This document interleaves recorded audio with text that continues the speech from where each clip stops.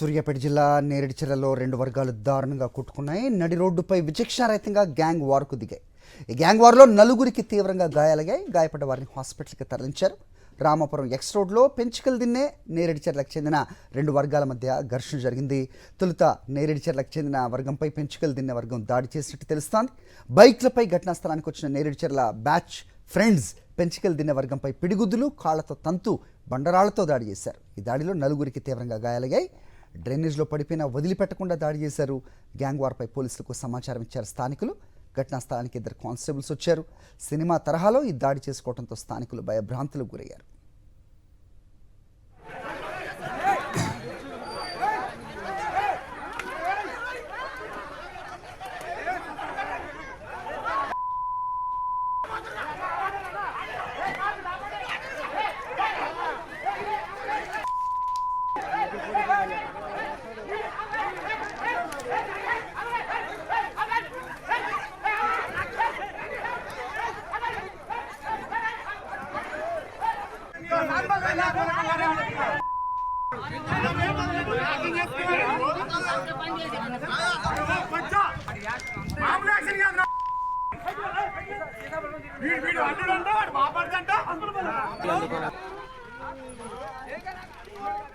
ఘటనపై మా కరెస్పాండెంట్ అశోక్ అడిగి మరిన్ని వివరాలు తెలుసుకుందాం. అశోక్, ఏం జరిగింది అక్కడ?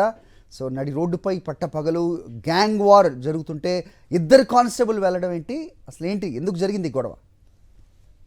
అది ఒక రణరంగమైనటువంటి వాతావరణం అయితే అక్కడ కనిపించింది. దాదాపు గంట పాటు కూడా అక్కడ అసలు ఏం జరుగుతుంది, ఎందుకు గొడవ జరుగుతుంది అనేది కూడా స్థానికులకు కూడా అర్థం కానంత రీతిలో రెండు వర్గాలు పరస్పరం దాడి చేసుకోవడంతో గంట పాటు ఒక ఉద్రిక్తపరమైనటువంటి పరిస్థితి చోటు చేస్తున్నటువంటి పరిస్థితి ఉంది. ప్రధానంగా చూసుకున్నట్లయితే రామాపురం ఎక్స్ రోడ్ లో రెండు వర్గాలు పెంచుకలు తినేతో పాటు నేరేడుచర్లకు సంబంధించినటువంటి రెండు వర్గాలు పరస్పరం ఎదురు కావడం, ఒక బైక్ విషయంలో ఆ మాట పెరగడంతో వాగ్వాదం చోటు చేస్తుంది. ఈ క్రమంలోనే పెంచుకలు దీనికి సంబంధించినటువంటి ఒక వర్గం బ్యాచ్ సంబంధించినటువంటి నేతలు ఎవరైతే వర్గానికి సంబంధించినటువంటి వ్యక్తులు ఎవరైతే ఉన్నారో నేరేడుచర్లకు సంబంధించినటువంటి బ్యాచ్ పై దాడి చేయడంతో నలుగురికి తీవ్ర గాయాలైనటువంటి పరిస్థితి కనిపిస్తుంది. గురుస్వామితో పాటు మారేపల్లి రవి మరో 2కి తీవ్ర గాయాలు కాగా మరొక 3కి స్వల్పంగా గాయాలు కావడంతో హుజూర్నగర్ ఏరియా ఆసుపత్రికి అయితే తరలించినటువంటి పరిస్థితి ఉంది. అయితే ఈ ఘటనకి పాత కక్షల కారణమా లేకపోతే ఆ బైక్ విషయంలో జరిగినటువంటి గొడవ కారణం అనేది కూడా పోలీసులు చెప్పాల్సినటువంటి పరిస్థితి కనిపిస్తుంది. అయితే ఘటన జరుగుతున్నటువంటి క్రమంలో స్థానికులు వెంటనే పోలీసులకు సమాచారం అందించేలాగా 2 మాత్రమే కానిస్టేబుల్ అక్కడికి రావడం, ఒకరు వీడియో తీయడం, మరొకరు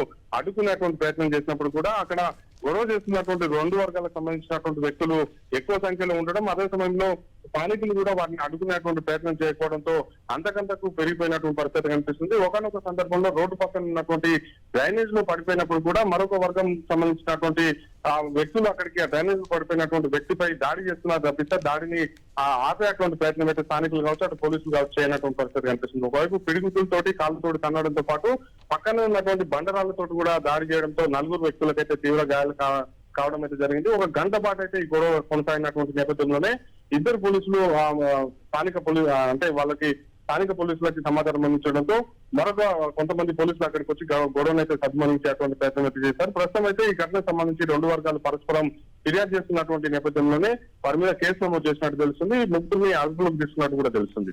okay, right Ashok, thanks for the inputs.